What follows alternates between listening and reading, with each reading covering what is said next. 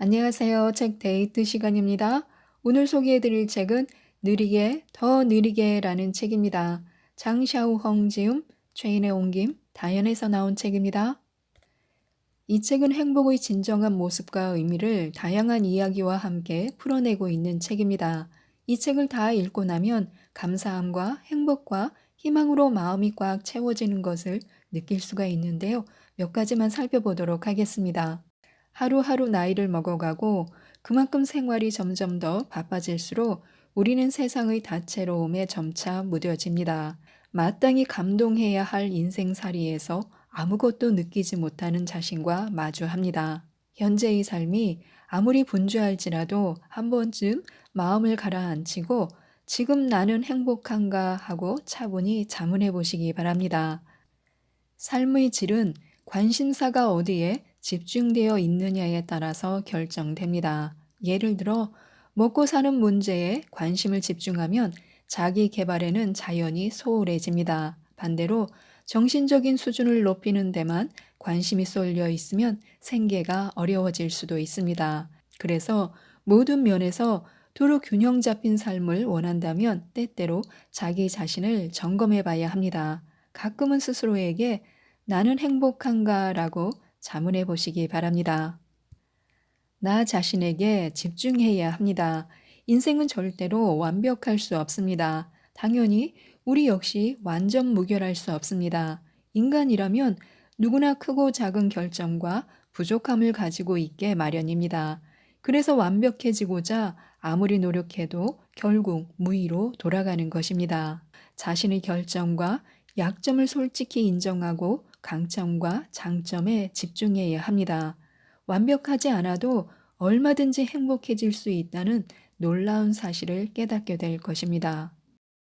세상에는 두 종류의 일이 있습니다. 하나는 바꿀 수 있는 일이고 다른 하나는 바꿀 수 없는 일입니다. 바꿀 수 없는 일을 바꾸려고 하는 것은 헛된 시도이며 괴로움만 더해질 뿐입니다. 행복해지고 싶다면 먼저 바꿀 수 없는 일들을 있는 그대로 받아들이고 자신의 힘으로 바꿀 수 있는 일들을 찾은 뒤 그것을 바꾸기 위해 꾸준히 노력해야 합니다.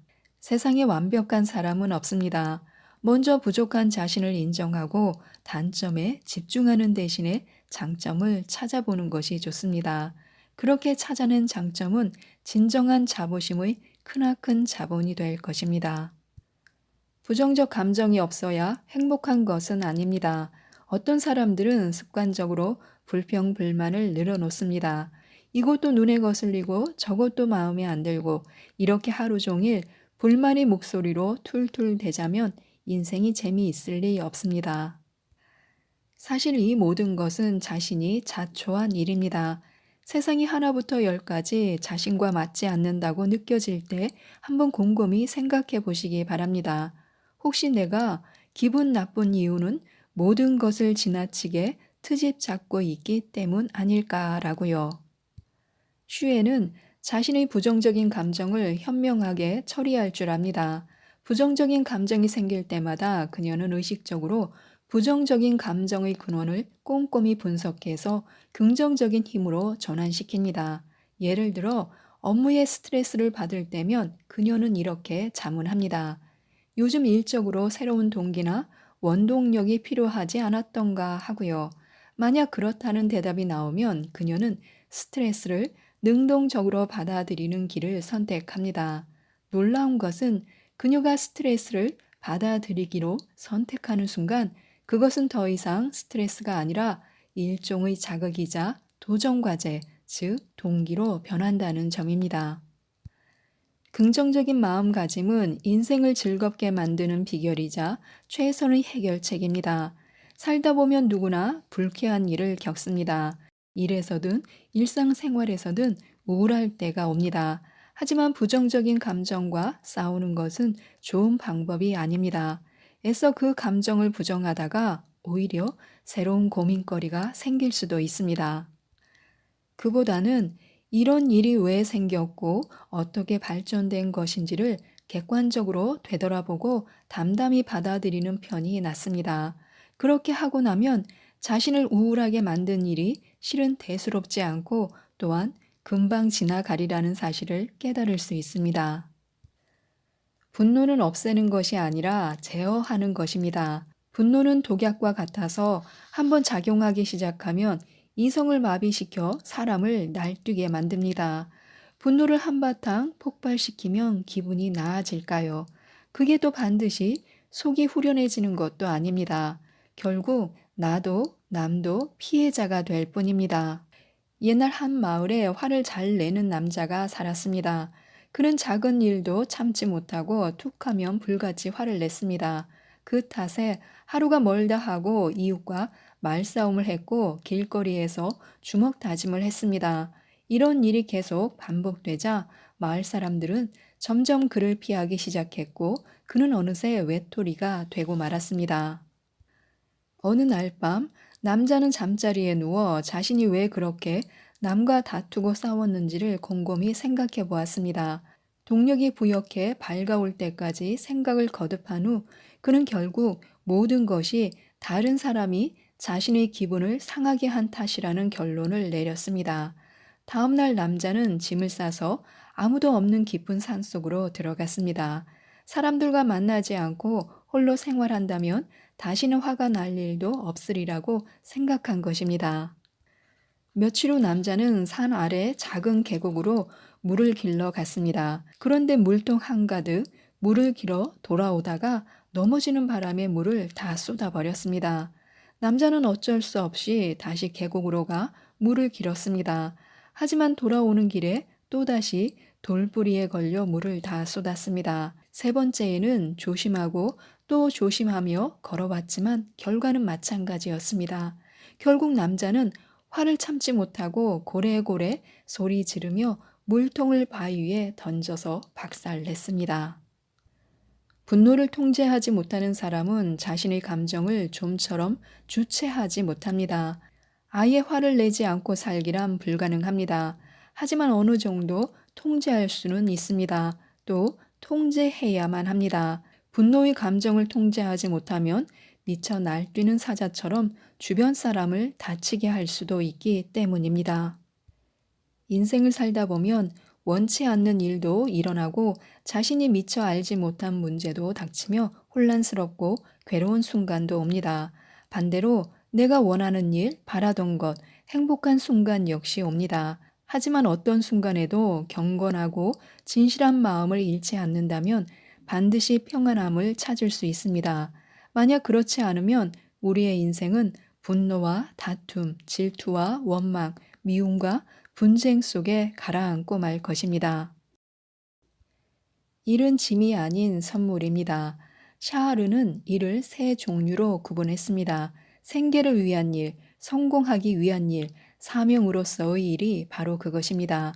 그리고 일 자체는 삶이 준 선물이라고 말했습니다. 일은 분명 우리가 감사해야 할 대상입니다. 일은 생존에 필요한 기본적인 조건을 갖출 수 있게 해주기 때문입니다. 그래서 일은 우리에게 주어진 가장 좋은 선물입니다. 일을 진심으로 사랑할 때 그것은 노동에서 오락으로 바뀝니다. 그러나 일을 어쩔 수 없는 부담으로 생각하면 그것은 무거운 짐을 짊어진 것처럼 고통스럽기만 합니다. 일을 전혀 하지 않고 살 수 있는 사람은 없습니다. 어차피 해야 하는 일이 우리에게 아무런 기쁨도 주지 못하고 단조롭게 반복되는 업보가 된다면 삶은 온통 지루함과 괴로움으로 가득 찰 것입니다. 지금 우리에게 가장 필요한 것은 관점의 전환입니다. 일이 업보가 아니라 선물로 보이는 순간 일 자체가 소중해질 뿐만 아니라 그것을 통해 행복을 얻게 됩니다. 이를 선물로 바꾸는 것은 바로 자신의 마음가짐이라는 사실을 잊지 말아야 합니다. 행복의 가장 큰 적은 무엇일까요? 바로 자기 비하입니다. 우리는 언제나 자신이 행복할 수 있기를 또 삶의 모든 순간이 행복의 기운으로 반짝이기를 간절히 바랍니다. 그러나 자신을 남과 비교하며 남보다 못하다고 생각하는 순간 행복은 저만치 멀어집니다. 자기 자신에 대한 확신과 자신감이 없기 때문에 행복을 향해 과감하게 달려가지 못하고 그저 남들의 행복을 바라보는 자리에 스스로를 가둬버리는 것입니다. 자기 비하란 자존감이 심각하게 떨어진 상태로 자기 자신에 대해 뿌리 깊은 의구심을 품고 있는 것을 말합니다. 대개 큰 어려움이나 좌절을 겪은 사람일수록 자기 비하에 잘 빠집니다. 자기 비하감에 빠진 사람은 자신의 능력을 의심하는 정도에서 마침내 능력을 전혀 발휘하지 못하는 상태로 이들의 가장 큰 문제점은 운명을 바꾸는 열쇠가 바로 자기 자신에게 있다는 사실을 전혀 모른다는 사실입니다. 환경을 바꿀 수 없다면 자기 자신을 바꾸면 됩니다. 우리는 언제나 긍정적이고 낙관적인 태도로 매일 자신의 마음에 밝은 빛을 비춤으로써 자기 비하라는 우물한 그림자를 몰아내야 합니다. 자기 비하에 빠지면 현실을 객관적으로 보지 못하고 잘못된 자아상을 형성할 위험이 크기 때문입니다. 그래서 자기 비하의 원인을 찾아야 하는데요. 자기 비하감은 할 수 있는 일도 포기하게 만듭니다. 만약 습관적으로 자기 비하에 빠진다면 그 원인이 무엇인지 객관적으로 따져보고 적극적으로 대처함으로써 자기 비하를 자신감으로 대체해야 합니다. 다음은 전문가가 제시하는 자기 비하 탈출법입니다. 첫째, 긍정적인 심리 암시를 활용하면 좋습니다. 내가 최고다라고 외치는 것도 좋고요. 아무리 작은 일이라도 끝까지 완수했다면 자기 자신을 격려하고 칭찬해야 합니다. 자기 자신을 칭찬하다 보면 어느새 자신감이 부쩍 자랄 것입니다. 둘째, 작은 목표에서부터 시작해야 합니다. 목표는 구체적이고 실현 가능해야 합니다. 무턱대고 크고 원대한 목표를 세우면 행동에 옮기기도 전에 포기하게 될 공산이 크기 때문입니다. 자기 자신에게 맞는 목표를 여러 개 세우고 하나씩 이뤄감으로써 점차적으로 자신감을 길러야 합니다. 셋째, 지나친 욕심을 버려야 합니다. 자신의 소유가 아닌 것은 지나치게 탐하지 말아야 합니다. 사람에게는 각자 주어진 분량이 있습니다. 당장은 자신의 수중에 있어도 만약 자신의 것이 아니라면 언젠가 원래 주인에게 돌아가게 마련입니다. 그때 자신 또한 큰 타격을 받게 됩니다. 그래서 자신의 것이 아닌 것을 자꾸 욕심내다 보면 결국 자기 비하에 빠질 수밖에 없습니다. 이 세 가지를 명심하고 실천한다면 자기 비하의 덫에서 자유로울 수 있을 것입니다. 그리고 자기 자신에게 행복의 주문을 걸어야 합니다. 행복한 사람은 순간의 감정 기복이 있어도 기본적으로 항상 긍정적인 태도를 유지합니다. 또한 분노나 상처보다는 사랑이나 기쁨의 감정에 더욱 집중합니다. 대부분의 경우 기쁨은 행복을 동반합니다. 그래서 행복해지고 싶다면 매일 자기 자신에게 나는 기쁘다라는 주문을 걸어보는 것이 좋습니다. 처음에는 아무 효과가 없는 것처럼 보여도 반복하다 보면 이유 없이 일렁이던 마음이 어느새 한층 누그러져 있음을 발견할 것입니다. 이처럼 때로는 기쁨이 존재한다는 사실을 자기 자신에게 끊임없이 각성시켜야 합니다. 드로 씨는 전형적인 낙천주의자인데요. 그녀는 항상 행복하고 즐겁게 하루를 보내려고 노력합니다. 매일 아침 눈을 뜰 때마다 나는 나 자신에게 말합니다. 나는 오늘 하루를 어떤 기분으로 시작할지 선택할 수 있다. 만약 나쁜 일이 생기면 이렇게 자문합니다. 화를 내는 것과 웃어 넘기는 것 중 어느 쪽을 선택할까? 삶은 언제나 두 가지 선택으로 이루어집니다. 둘 중 어느 것을 선택하느냐에 따라 인생의 모양이 달라집니다. 그래서 나는 선택의 기로에서 항상 좋은 쪽, 행복한 쪽, 기쁜 쪽을 선택하려고 노력합니다. 오늘 하루 또 무사히 보냈음에 감사해야 합니다. 잃어버리기 전까지는 소중함을 깨닫지 못하는 것들이 있습니다. 건강이 그렇고 아무 일 없이 조용히 지나가는 하루가 그렇습니다. 그런데 사람은 어리석게도 행복보다는 불행에, 평안함보다는 불안함에 더 민감합니다. 그래서 불행이 닥치고 생활이 불안함에 휩싸이면 신경질적으로 반응하며 운명을 원망합니다. 하지만 정작 평안하고 행복한 때에는 이를 당연하게 생각하고 아무것도 느끼지 못합니다.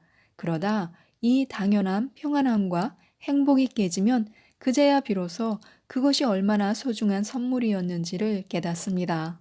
그러니 오늘 하루가 평범하게 지나갔다면 지루하다고 불평하는 대신 무사히 하루를 보냈음에 감사해야 합니다. 이것이야말로 진정한 행복입니다. 안 좋은 일 속에서 좋은 일을 찾아야 합니다. 삶은 거울입니다. 그래서 자신이 어떤 얼굴로 있느냐에 따라 삶의 모양도 달라집니다. 내가 웃으면 웃는 모습을 보여주지만 눈물을 흘리거나 화를 내면 삶도 똑같은 모습으로 나를 대합니다. 좋은 일도 생기고 나쁜 일도 생기는 것이 인생입니다. 그런데 나쁜 일이 생길 때마다 끊임없이 원망하고 불평하며 심지어 절망에 빠져버린다면 부정적인 생각과 감정이 생활 전반을 지배하게 됩니다. 그렇게 되면 결국 일 자체보다는 거기서 파생된 부정적 감정 때문에 더욱 괴롭고 힘들어집니다. 카네기는 사람은 자신이 생각하는 대로 살아간다라고 말했습니다. 행복한 생각을 하면 행복하게, 건강한 생각을 하면 건강하게 살 수 있습니다. 하지만 비참한 생각을 하면 비참하게, 두려운 생각을 하면 두렵게 살 수밖에 없습니다. 그래서 자신이 지금 삶을 어떻게 보고 있는지가 가장 중요합니다. 운명은 일부러 누군가를 괴롭히지 않습니다. 다만 우리의 마음가짐에 따라 그렇게 느껴질 뿐입니다. 나쁜 일 속에도 좋은 일면은 있습니다. 이것을 찾아낼 수 있는 사람은 어떤 상황에서도 행복을 향해 갑니다. 지금까지 이 책에 대해서 말씀드렸는데요. 자신의 운명을 주관하는 법은 어렵지 않습니다. 자신의 마음을 다스릴 수 있으면 됩니다. 만약 어떤 일을 재수 없다고 생각한다면 그 일은 정말로 재수 없는 일이 됩니다. 그러나 이만하면 괜찮다 혹은 이만하길 정말 다행이다 라고 생각하면 정말로 다행한 일, 아무것도 아닌 일로 변합니다. 인생의 희극과 비극이 모두 자신의 손에 달려 있다는 것인데요. 이 책을 꼭 읽어보시고 많은 도움을 받으셔서 모든 분들이 행복하셨으면 좋겠습니다. 이상 책데이트였습니다. 감사합니다.